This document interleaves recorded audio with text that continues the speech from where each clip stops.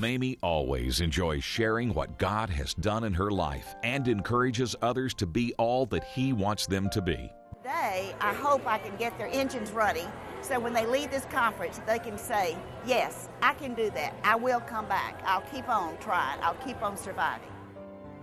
I don't know how you feel about this book, but I believe this whole book.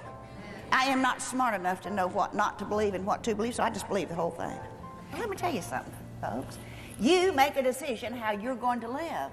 You make a decision to take action and say, hey, I'm going to be better. Oh, I think she's very entertaining and extremely dedicated Christian woman. That's the first time I'd ever heard her, and I thought she was great. Very inspirational. No matter when it is, what it is, He will lead us through it. Not around it, through it. I don't know about you, but I believe heaven is going to be paved with Snicker bars. Did y'all know that? I know some of your hearts are grieving because of your children. So many of your prayer requests talked about your children. And people, we need to continue to love them. We need to continue to lift them up. The best example of unconditional love is what God gave us in His Son, Jesus Christ. In Isaiah 43, it says, fear not, for I have redeemed you. I have summoned you by name. You are mine. See, our name is written down in heaven. He has written our name down in indelible ink. And we're never going to not be His child. Be still before the Lord and wait patiently for Him. Do not fret when men succeed in their ways, when they carry out their wicked schemes. Psalm 147:3, He heals the brokenhearted and binds up their wounds. I thought she was fabulous, very motivating, and it was great. Oh, I love her. Inspiring. God loves us so much that He'll use us. Noah was a drunk. Isaac was a daydreamer. Leah was ugly.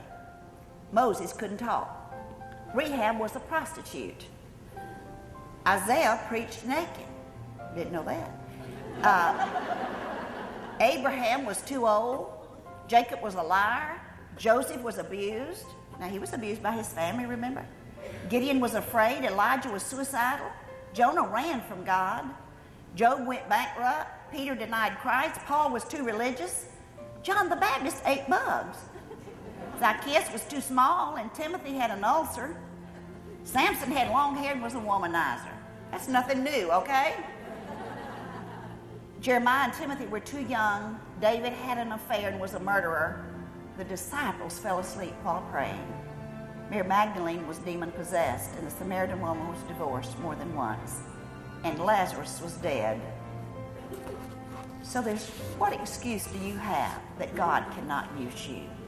You know, when I get around Mamie McCullough, I always tell the Lord, Lord, before I die, will you give me one day with that much energy? But it says, commit your ways to the Lord. Trust in Him and He will do this. He will make your righteousness shine like the dawn, the justice of your cause like the noonday sun.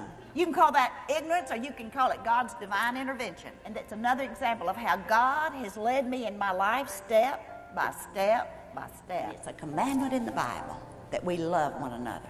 That means we don't have to like everybody, their size or their shape or how they act or how they smell or what. Forget about that.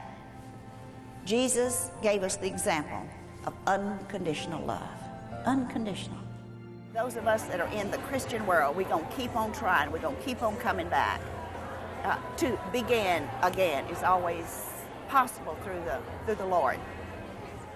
By using her background and personal experiences as an author, speaker, mother, Christian leader, and prayer warrior, Mamie connects with audiences and delivers presentations that encourage, inspire, and elevate.